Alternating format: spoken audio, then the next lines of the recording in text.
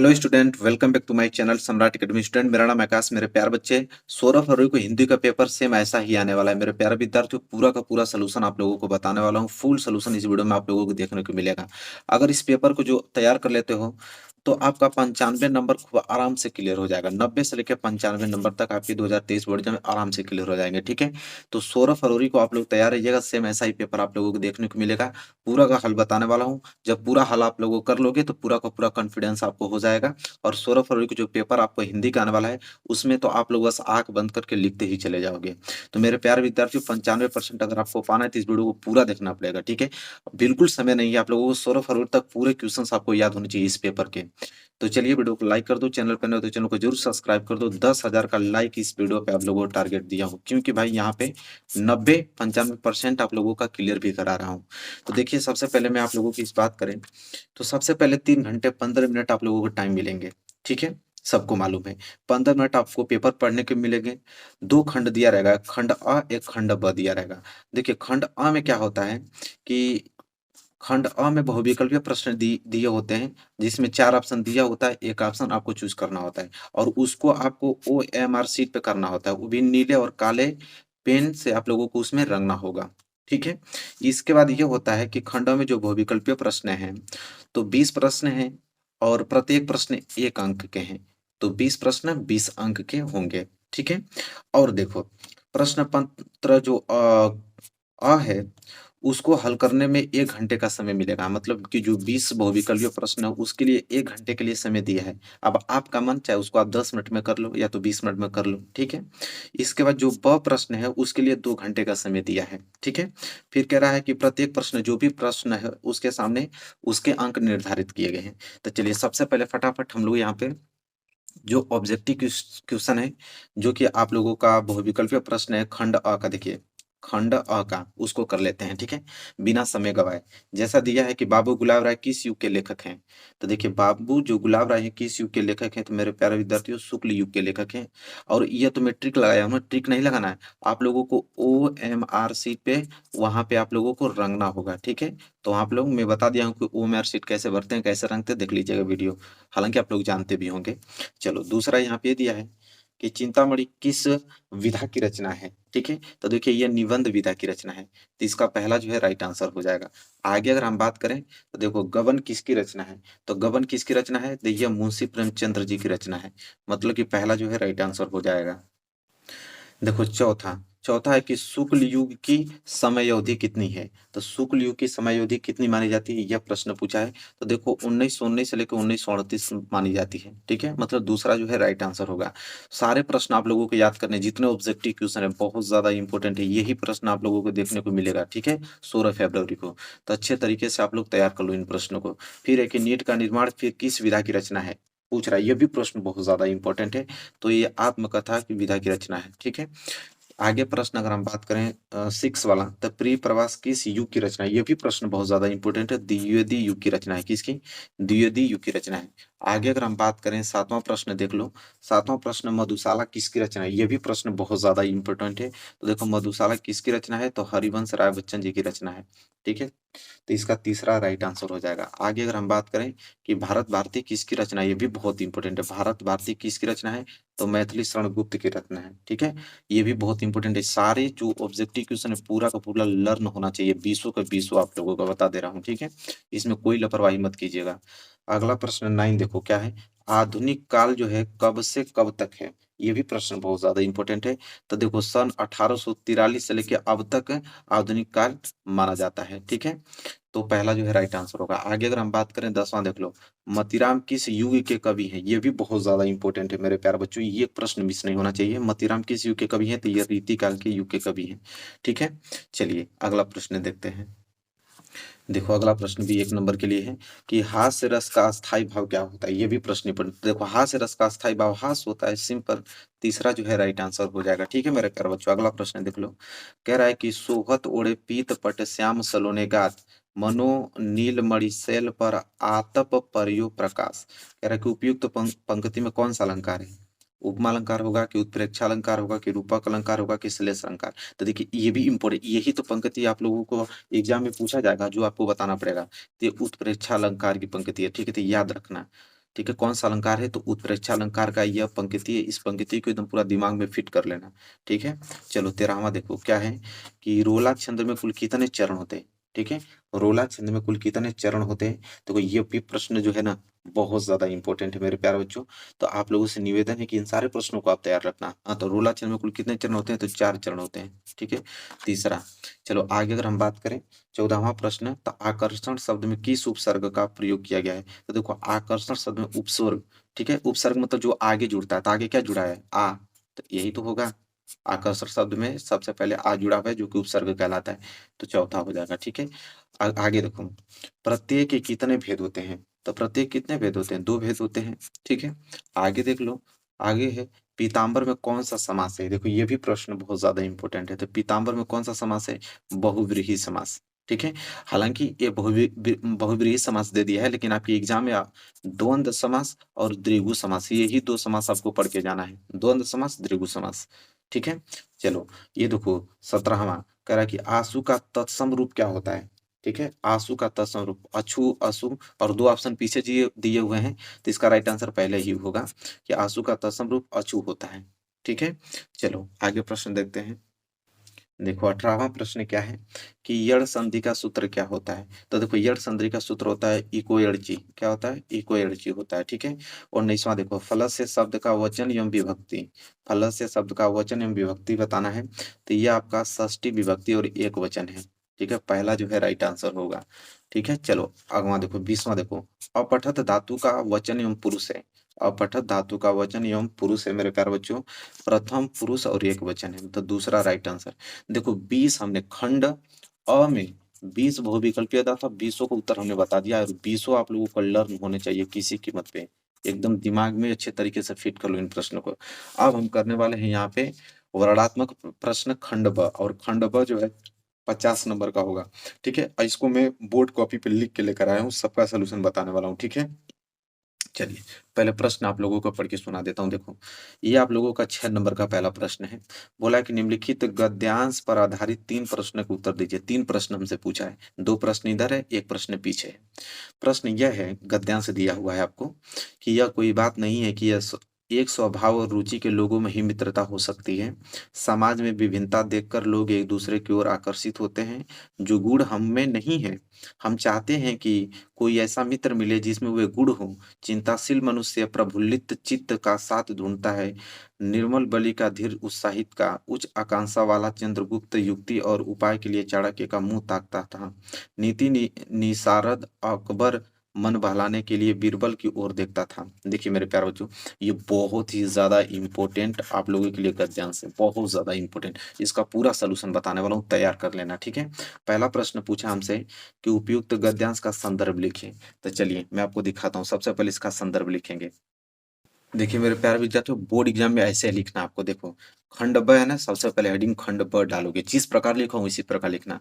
इसके बाद प्रश्न उत्तर संख्या पहला हेडिंग डालना, और उसका हम लोग करने वाले हैं, मतलब पहला करने वाले हैं संदर्भ। ठीक है, इसका संदर्भ जो आप लोगों के गद्यांश था, इसका हम संदर्भ देखने वाले हैं। देखो उपयुक्त गद्यांश का संदर्भ, तो संदर्भ कैसे लिखोगे? देखो प्रस्तुत गद्यांश हमारी पाठ्य पुस्तक हिंदी। देखो हिंदी को ब्लैक पेन से लिखा हूँ, इसलिए लिखा हूँ कि ये बहुत हाईलाइटेड वर्ड है, और इसी को हाईलाइटेड करना है आप लोगों को। इस प्रकार लिखोगे तो एग्जामिनर इन्हीं वर्डों पे ध्यान देगा, आपको पूरा नंबर दे देगा। तो देखो प्रस्तुत गद्यांश हमारी पाठ्य पुस्तक हिंदी गद्य खंड में संकलित मित्रता नामक पाठ से उद्धृत किया गया है, और इसके जो लेखक हैं आचार्य रामचंद्र शुक्ल हैं। ठीक है, तो 3 हमने हाईलाइटेड किया, एक तो हिंदी को, एक तो मित्रता को, एक आचार्य रामचंद्र शुक्ल को। ऐसे ही आपको लिखना है, यह संदर्भ कंप्लीट होता होगा। ठीक है, फिर है दूसरा रेखांकित अंश की व्याख्या। देखो गद्यांश के रेखांकित अंश की व्याख्या कीजिए। तो देखो रेखांकित अंश की व्याख्या, देखो मैं थोड़ा बड़ा करता हूँ तब आपको समझ में आएगा। ये जहां तक अंडरलाइन आपको दिख रही है ना, यहाँ तक व्याख्या करना है कि यह कोई बात नहीं है कि एक स्वभाव और रुचि के लोगों में ही मित्रता हो सकती है। समाज में विभिन्नता देखकर लोग एक दूसरे की ओर आकर्षित होते हैं। बस इतना ही लाइन का, यहाँ से लेकर यहाँ तक आपको व्याख्या करनी होगी। ठीक है, तो देखो व्याख्या में बताता हूँ कैसे करना है। पूरा एक प्रश्न आपको छूटेगा नहीं, मेरा वादा है। ठीक है, देखो मेरे प्यारे विद्यार्थियों, व्याख्या कैसे करोगे? आप सबसे पहले हेडिंग डालोगे रेखांकित अंश की व्याख्या, और इसके बाद लिखना प्रारंभ करोगे। कैसे? देखो नोट कर लो। ठीक है, अच्छे से बड़ा कर देता हूँ ताकि आप लोगों को अच्छे से दिखे। एक वर्ड आप लोगों का छूटे नहीं। दिख रहा है ना पूरा अच्छे से? चलो नोट करो। रेखांकित अंश की व्याख्या लिखोगे। प्रस्तुत अवतरण में आचार्य रामचंद्र शुक्ल जी कहते हैं कि मित्रता के लिए स्वभाव और समान रुचि वालों में ही परस्पर मित्रता हो सकती हो। ठीक है, हो सकती है। यह धारणा उचित नहीं है। विपरीत स्वभाव और विपरीत रुचि रखने वालों में भी परस्पर मित्रता हो सकती है। मतलब कहने का मतलब ये चीज है कि रामचंद्र शुक्ल जी, आचार्य रामचंद्र शुक्ल जी ये कह रहे हैं कि मित्रता होने के लिए कोई जरूरी नहीं है कि एक ही स्वभाव आप में रहेगा तभी मित्रता होगा। ठीक है, मतलब विपरीत मित्रता, विपरीत अगर लक्षण है किसी दो लोगों में तभी भी मित्रता हो सकती है। ठीक है, तो वही कह रहे हैं कि यहाँ से नोट करो। कुछ लोग सोचते हैं, देखो कुछ लोग सोचते हैं, देखो कुछ लोग सोचते हैं कि समान स्वभाव और समान रुचि रखने वालों में ही परस्पर मित्रता हो सकती है। यह धारणा उचित नहीं है, क्योंकि विपरीत स्वभाव और विपरीत रुचि रखने वालों में भी घनिष्ठ मित्रता हो सकती है। लोग विभिन्नता देखकर भी परस्पर आकर्षित होते हैं। इसका कारण अभाव है। जैसे दुर्बल व्यक्ति उत्साही बलवान की तरफ, दुखी व्यक्ति प्रसन्नचित व्यक्ति की तरफ आकर्षित होता है। ठीक है, तो यश का हमने रेखांकित अंश का व्याख्या भी कर दिया। ठीक है मेरे प्यारे बच्चों, पूरा क्लियर हो गया ना? एक प्रश्न और बचा है जो कि मैं दिखाता हूँ। प्रश्न एक और है, 3 प्रश्न पूछा है। देखो ये प्रश्न क्या पूछा है, थोड़ा बड़ा कर देता हूँ। पूछा है कि लेखक के अनुसार समाज में विभिन्नता देखकर लोग एक दूसरे की ओर क्यों आकर्षित होते हैं। तो देखिए इसका हम लोग उत्तर लिखे हैं कैसे, देखिए छोटा करना पड़ेगा। देखो कैसे इसका उत्तर लिखे हैं, यहाँ से देखो। तो उत्तर में लिखे हैं कि लेखक के अनुसार समाज में विभिन्नता देखकर अपने अभावों को भरने के लिए विपरीत गुणों की तरह लोग आकर्षित होते हैं। जैसे निर्बल व्यक्ति बलवान की तरफ आकर्षित होता है और दुखी व्यक्ति जो है प्रसन्नचित व्यक्ति की तरफ, अज्ञानी व्यक्ति ज्ञानी व्यक्ति की तरफ और आकर्षित होता है। ठीक है, और कृष्ण और सुदामा की मित्रता, चाणक्य और चंद्रगुप्त की मित्रता इतिहास क्या है, प्रसिद्ध है इतिहास में। ठीक है, तो ये तीसरे प्रश्न का भी उत्तर हमने लिख दिया, नोट कर लो, अच्छे तरीके से नोट कर लेना, एक प्रश्न छूटना नहीं चाहिए। ठीक है, चलो अब देखो मेरे प्यारे विद्यार्थियों, यहाँ पे अथवा दिया है। मतलब अथवा मतलब कि दोनों में से कोई एक करना चाहिए, या तो पहला कर लो या तो अथवा करके इसको कर लो। तो हमने एक कर दिया, इसको छोड़ दिया। हालांकि ये बहुत ज्यादा इंपॉर्टेंट है, भी बता देता हूँ, इसको तैयार कर लेना। मेरे चैनल पे ऑलरेडी इसका सोल्यूशन मिल जाएगा, लेकिन दो, क्योंकि पेपर कर रहे हैं तो पेपर में दोनों में से कोई एक ही करना होगा। एग्जाम में कभी गलती मत करना कि दोनों कर देना, दोनों कर दोगे तो एक भी नंबर नहीं मिलेगा। अथवा करके दिया है ना, तो या तो उसको करो या तो इसको करो, दोनों में से एक ही करना था। जिस प्रकार हमने किया है, पहला कर दिया इसको छोड़ दिया है, इसी तरह आपको भी करना है, दोनों में से कोई एक ही करना होगा। ठीक है, चलिए अब आते हैं प्रश्न दूसरे की तरफ। प्रश्न दूसरा में भी 2 दिया है और दोनों में से कोई एक करना है। जैसे प्रश्न दूसरा भी 6 नंबर के लिए आता है। देखो क्या है कि दिए गए पद्यांश, मतलब पहला प्रश्न गद्यांश था, दूसरा प्रश्न पद्यांश, ये भी 6 नंबर के लिए है। ठीक है मेरे प्यारे बच्चों, तो देखो बोला है कि दिए गए पद्यांश पर आधारित 3 प्रश्नों का उत्तर दीजिए। जैसे पहला का उत्तर हमने दिया, इसी तरह इसके नीचे भी 3 प्रश्न दिए होंगे। देखो क्या है, बहुत ज्यादा इंपॉर्टेंट है। चरण कमल बंदो हरिराई, जाकी कृपया पंगु गिरी लगो, अंधे को सब कुछ दर्शाई, पहिरो सुने गूंग पुनि बोले, रंग चले सिर छत्र धराई, सूरदास स्वामी करुणा में बार बार बंद होती पाई। बहुत ज्यादा इंपॉर्टेंट, इसका सोल्यूशन मैं बताने वाला हूँ। ठीक है, और अथवा करके जो दिया है ये भी बहुत ज्यादा इंपॉर्टेंट है। सुनी सुंदर बेन सुधारस साने। ठीक है, जानकी भली जानकी जानी भली, देखिए बहुत ज्यादा इंपॉर्टेंट है, लेकिन दोनों में से कोई एक ही करना है, तो मैं पहला कर देता हूँ, इसको छोड़ देता हूँ। लेकिन बहुत ज्यादा इंपॉर्टेंट है, तैयार कर लेना मेरे कहने से। ठीक है, मेरे कहने से इसको जरूर तैयार कर लेना। हालांकि दोनों में से कोई एक ही सोल्यूशन कराना है, तो मैं इसको करा रहा हूँ। ठीक है, चलिए देखो पहला प्रश्न पूछा है कि उपयुक्त पद्यांश का संदर्भ लिखिए। चलिए देखते हैं इसका हम लोग संदर्भ। देखो मेरे प्यारे बच्चों, कितना हमने अच्छे से लिखा है। बहुत पहले प्रश्न उत्तर संख्या 2 हमने हेडिंग डाली है और उसका हमने पहला संदर्भ लिख रहा हूँ। ठीक है, देखो संदर्भ थोड़ा बड़ा कर देता हूँ। देखो कैसे लिखोगे, यह पद श्री सूरदास द्वारा रचित सूर सागर नामक ग्रंथ से हमारी पाठ्य पुस्तक हिंदी के काव्य खंड में संकलित पद शीर्षक से उद्धृत है। देखो सूरदास जी लिखे हैं, सूर सागर नामक ग्रंथ से लिया गया है हिंदी से, और पद शीर्षक से उद्धृत है। इसी पॉइंट को अगर हाईलाइटेड कर दोगे तो एग्जामिनर पूरा पढ़ने नहीं जाएगा, इसी को देखेगा और आपको पूरा नंबर दे देगा। ठीक है, चलिए ये प्रश्न क्लियर हो गया ना। चलो और देखो, क्या होता है कि जब पद्यांश करते हैं तब पद्यांश में संदर्भ के साथ प्रसंग प्रसंग भी लिखना होता है। प्रसंग का मतलब ये चीज होता है कि उस पूरे के पूरे पद्यांश में किन चीजों की बात हुई है, बस यही होता है प्रसंग। तो प्रसंग में लिखेंगे कि इस पद में भक्त कवि जो है सूरदास जी ने श्री कृष्ण की महिमा का वर्णन करते हुए उनके चरणों की वंदना की है। बस। अब दूसरा प्रश्न यहाँ से लिखेंगे, देखो, रेखांकित अंश की व्याख्या कीजिए। रेखांकित अंश की व्याख्या मतलब पूरा नहीं, रेखांकित जहां तक अंडरलाइन किया गया है, देखो यहाँ तक कि बहिरो सुने गुंग पुनी बोले, रंग चले सिर छत्र धराई। बस यहाँ तक इनका बस व्याख्या करना है 2 लाइन का। ठीक है, तो चलिए इन 2 लाइन का हम लोग क्या कर लेते हैं, व्याख्या कर लेते हैं। आइए, तो देखिए उसके लिए हम लोग क्या करेंगे, यहाँ पे मेरे प्यारे बच्चों हेडिंग डालेंगे। ठीक है, छोटा करना पड़ेगा। देखो हेडिंग डालेंगे, दूसरा रेखांकित अंश की व्याख्या लिखेंगे कि मैं उस ईश्वर मतलब भगवान श्री कृष्ण की बात है इसलिए कोष्टक में लिख दिया हूँ। ठीक है, मैं उस ईश्वर भगवान श्री कृष्ण के कमलवत चरणों की वंदना करता हूँ जिनकी कृपा से बहरा व्यक्ति सुनने लगता है और गूंगा व्यक्ति बोलने लगता है और निर्धन व्यक्ति जो है सिर पर छत्र धारण कर चलने लगता है। मतलब कहने का मतलब ये चीज है कि कवि कह रहे हैं कि भगवान श्री कृष्ण की अगर चरणों की अगर आपकी कृपया हो जाए तो बहरा व्यक्ति भी सुनने लगता है और गूंगा व्यक्ति भी बोलने लगता है। ठीक है, और निर्धर व्यक्ति सिर पर छत्र धारण कर कर चलने लगता है। ये रेखांकित अंश की व्याख्या है। ठीक है, अब देखो एक प्रश्न और इसमें पूछा था, इसका भी उत्तर देना पड़ेगा। देखो थोड़ा बड़ा करूंगा तो भी प्रश्न दिखेगा। देखो ये उपयुक्त पंक्ति में कौन सा अलंकार है, मतलब कौन सा अलंकार इसमें प्रयोग किया गया ये भी बताना है। तो चलो दिखा देते हैं आप लोगों को कौन सा अलंकार प्रयोग किया गया इसमें।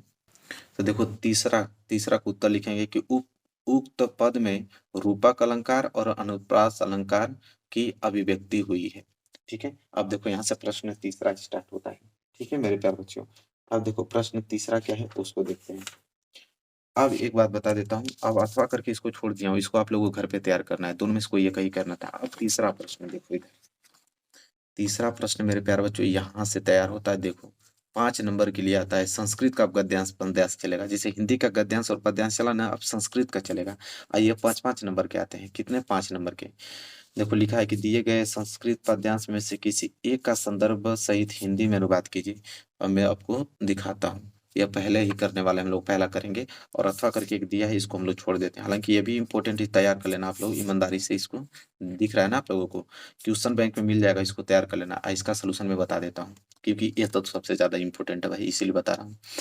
कह रहा है कि ऐसा नगरी भारतीय संस्कृति संस्कृति भाषा केंद्र मस्ती इत एवं संस्कृत वाडंपस्य संस्कृते च आलोक सर्वत्र प्रसिद्ध मुगल युवराजो दारासिको अत्रागत्य भारतीय दर्शन शास्त्राणाम अध्ययनम अकरोत् सतेषां ज्ञानेन तथा प्रभावित अभवत यत् तेन उपनिषदाम अनुवाद पारसी भाषा एवं कारिता। देख रहे हो ना संस्कृत कितना डिफिकल्ट होता है पढ़ने में, लेकिन भाई आप लोगों के लिए तो सब कुछ जान भी हाजिर है, क्योंकि इस बार हम लोग टारगेट जो बना है उसको जरूर अचीव करा के रहूंगा, ये मेरा वादा है। चलो इसका हम लोग गद्यांश का संदर्भ सहित हिंदी में अनुवाद देखते हैं। ठीक है, तो चलिए अब मुझे थोड़ा स्क्रीन को छोटा करना पड़ेगा, तभी तो मेरा लिखा हुआ दिखेगा आप लोगों को यहाँ से। चलिए चलिए देखिए, वही हमने सबसे पहले प्रश्न उत्तर संख्या तीसरा डाला, फिर अब संदर्भ डाला। संदर्भ में लिखेंगे कि प्रस्तुत गद्यांश हमारी पाठ्य पुस्तक हिंदी के संस्कृत खंड के वाराणसी पाठ से उद्धृत है। ठीक है, वही चीज संस्कृत खंड से वाराणसी पाठ से उद्धृत है। प्रसंग में लिखेंगे कि इस गद्यांश में वाराणसी की ऐतिहासिकता तथा अवस्थिति के विषय में बताया गया है। ठीक, बस अब अनुवाद करना है।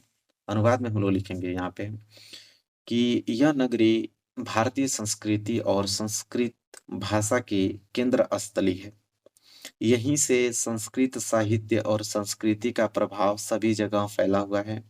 मुगल युवराज दारा सिकों ने यहाँ आकर भारतीय दर्शन शास्त्रों का अध्ययन किया था और वह उनके ज्ञान से इतना प्रभावित हुआ था कि उसने उपनिषदों का अनुवाद जो है फारसी भाषाओं में कराया। बस खत्म, यही तो सलूशन कराना था।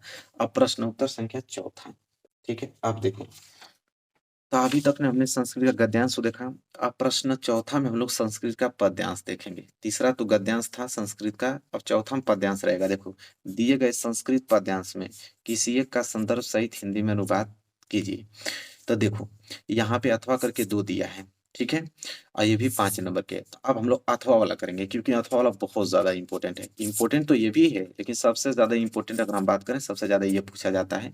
तो इम्पोर्टेंट है तो मतलब तैयार कर लेना इसको, और इसका सॉल्यूशन इसमें बता देता हूँ आप लोगों को, अथवा वाला। सर्वे भवन्ति सुखनम सर्वे सन्तु निरामया सर्वे भद्राणि पश्यन्तु मा कश्चित् दुःखभाग् भवेत्। ठीक है। तो मेरे प्यारे बच्चों, इसका हम लोग देखने वाले हैं संदर्भ सहित हिंदी में अनुवाद। ठीक है। तो देखो, सबसे पहले हेडिंग डालेंगे प्रश्न उत्तर संख्या चौथा का अथवा। इस तरह आप लोगों को हेडिंग डालना है। ठीक है, इस तरह आप लोगों को हेडिंग डालना है। देखो, अब हम संदर्भ दिखाते हैं आप लोगों को। संदर्भ लिखेंगे कैसे कि प्रस्तुत श्लोक, क्योंकि ये श्लोक है। प्रस्तुत श्लोक हमारी पाठ्य पुस्तक हिंदी के संस्कृत खंड के भारतीय संस्कृतीय पाठ से उद्धृत है। किस चैप्टर से? भारतीय संस्कृतीय पाठ से लिया गया है और संस्कृत खंड से लिया गया है हिंदी के।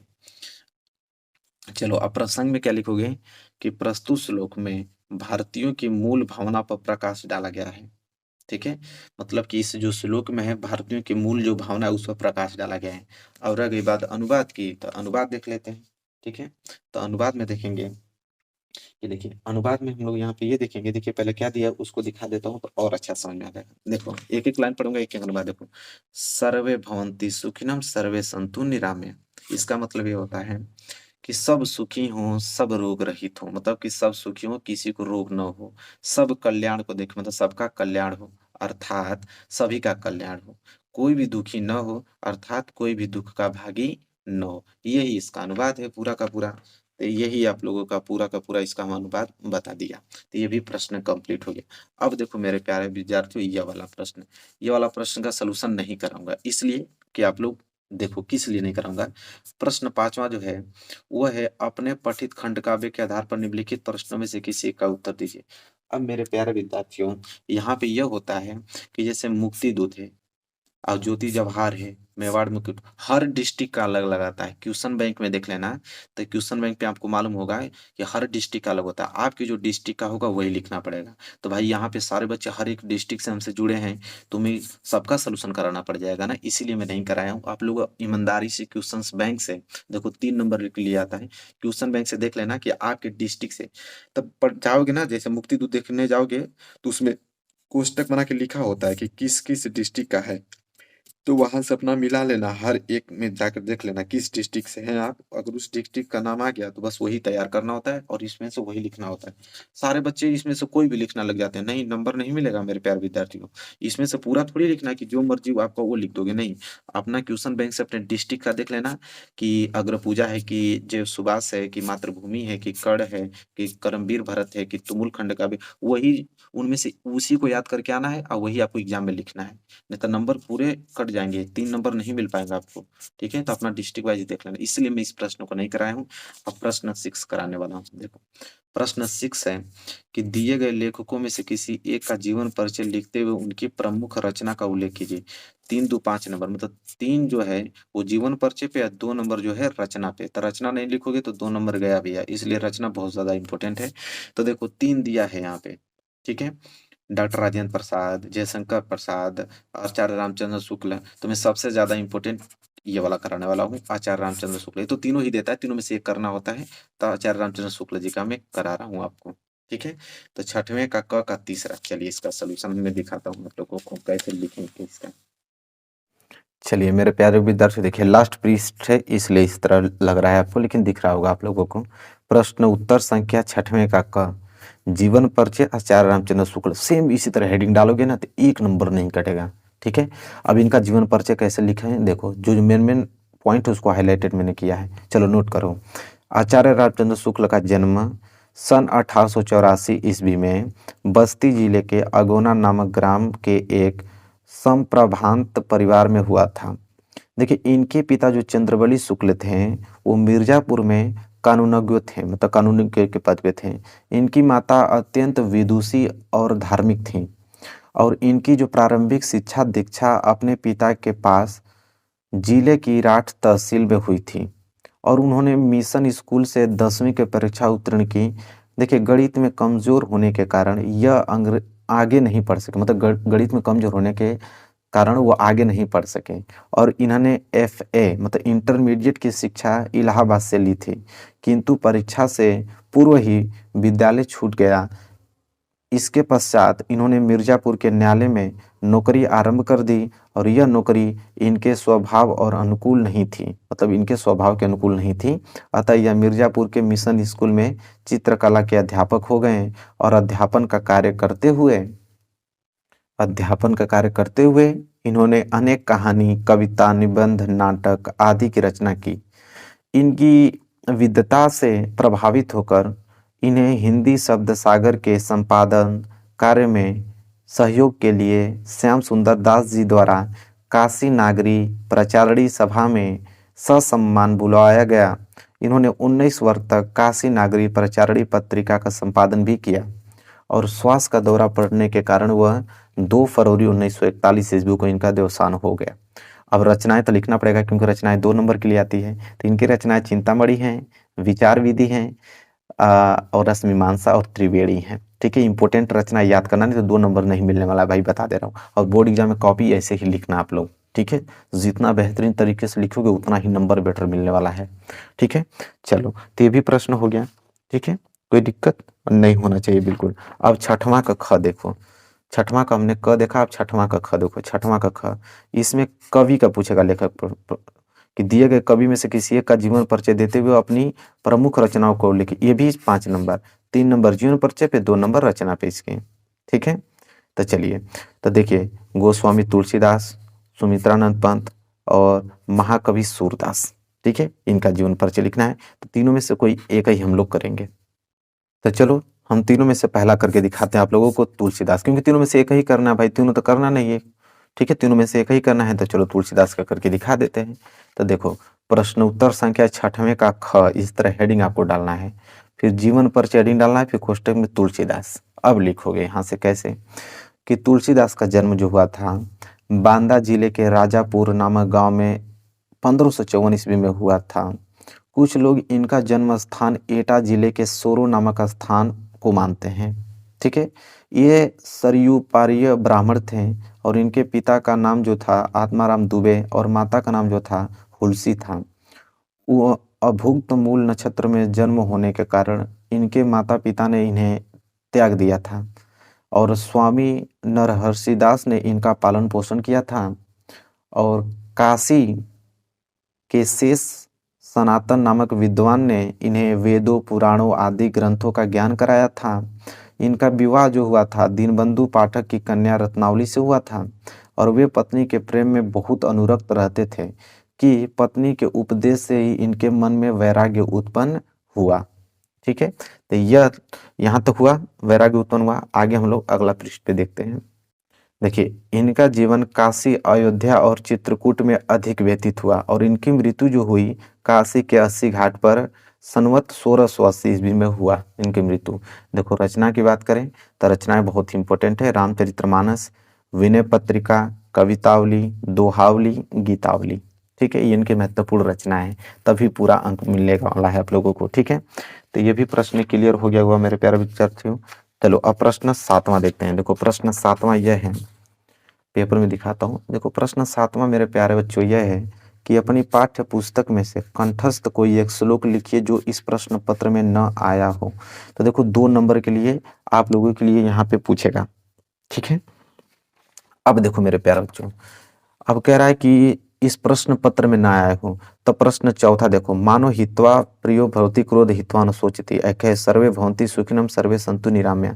तो कह रहा है ये दोनों नहीं लिखना है, अगर ये दोनों लिख दोगे तो नंबर नहीं मिलने वाला। इसीलिए ऑलरेडी बोल चुका है कि इस प्रश्न पत्र में न आया हो कोई दूसरा आप लोग श्लोक लिखो। तो ये नहीं कि ये उठाकर लिख दें तो नंबर नहीं मिलने वाला है, कोई दूसरा आपको लिखना पड़ेगा। ठीक है, तो चलिए मैं आपको दिखा देता हूँ कोई दूसरा। तो देखो, अलग से मैं लिख के लेके आया हूँ, इस प्रश्न पत्र में जो नहीं पूछा गया है उससे अलग लिख के लेके आया हूँ। देखो, यह बंधम मरणम वापी जयो वापी पराजय उभयत्र समो वीर वीरो भाव ही वीरता। ठीक है, तो क्लियर हो गया आप लोगों को ना। तो जो इस प्रश्न पत्र में ना आया हो वही लिखना है, ये नहीं कि उसी को लिख दोगे तो 1 नंबर नहीं मिलेगा, बता देता हूँ आप लोगों को। चलो इसके बाद आगे बढ़ते हैं और अगला प्रश्न मैं आप लोगों को दिखाता हूँ। देखो, अगला प्रश्न 8वां क्या है उसको पढ़ते हैं। देखो, प्रश्न 8वां क्या है कि निम्नलिखित में से हिंदी के 2 प्रश्नों का उत्तर संस्कृत में दीजिए। ठीक है, किन्हीं दो प्रश्नों, हिंदी थोड़ी है, किन्हीं दो प्रश्नों का उत्तर संस्कृत में दीजिए। 4 नंबर के लिए दो प्रश्न, एक प्रश्न पे 2 नंबर मिलेगा तो 2 प्रश्न में 4 नंबर। तो देखो पहला है कि भारतीय संस्कृत मूलम किम अस्ति, 4 दिया है। तो देखो हमने पहला क्या किया है कि भारतीय संस्कृत मूलम किम अस्ति, तो इसका उत्तर होगा, यहाँ पे छोटा कर देता हूँ ताकि दिखे आपको, इसका उत्तर यह होगा।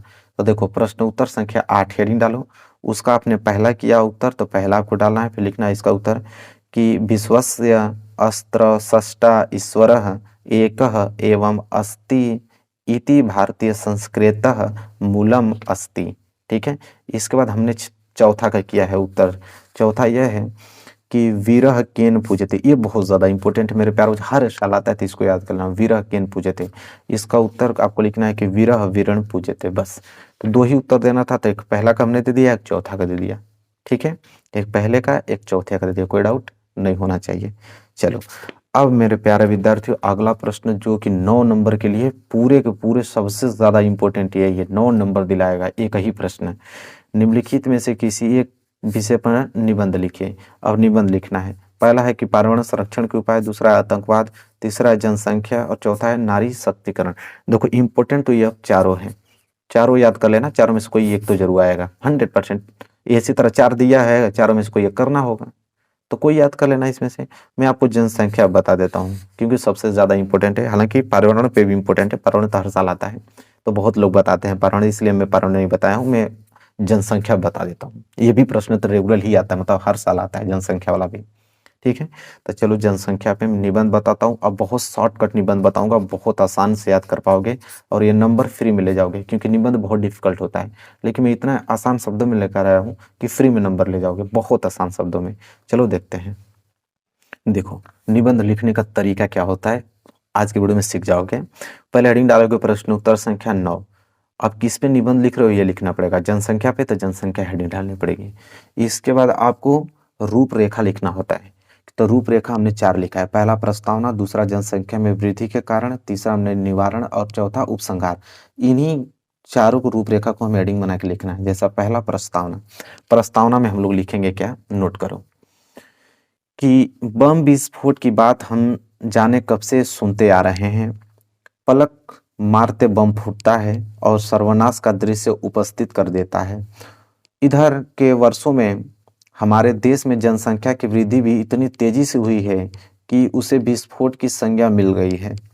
इस तेजी का अनुमान इस बात से लगाया जा सकता है कि 1940 ईस्वी के आसपास हमारे देश की जो जनसंख्या थी 40 करोड़ के आसपास थी, और 1947 ईस्वी में देश का विभाजन हुआ तो उसका काफी क्षेत्रफल पाकिस्तान में चला गया, पाकिस्तान में चला गया।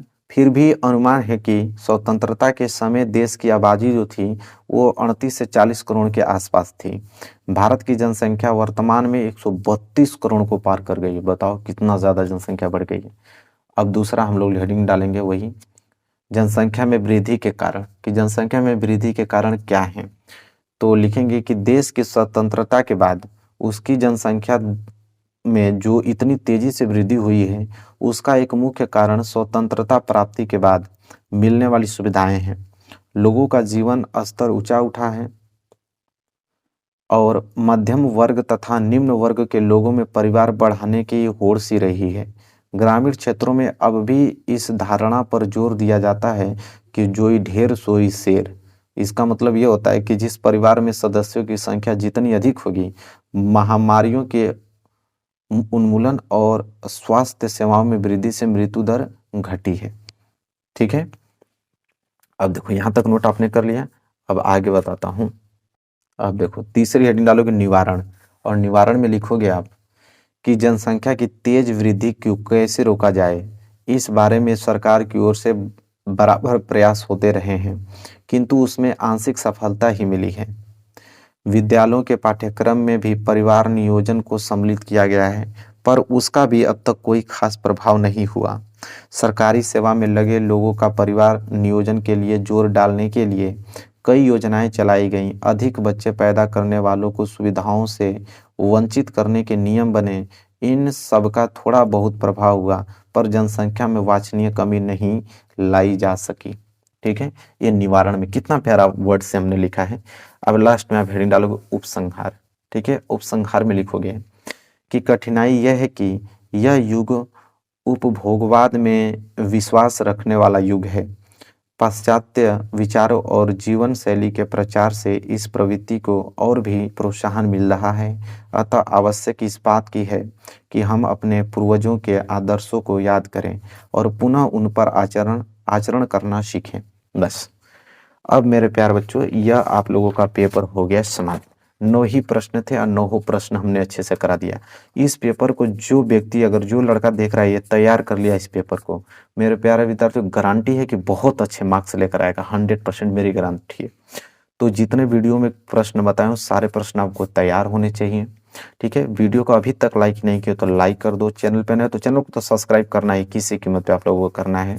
ठीक है, तो चलिए मिलेंगे नेक्स्ट वीडियो में, तब तक के लिए धन्यवाद।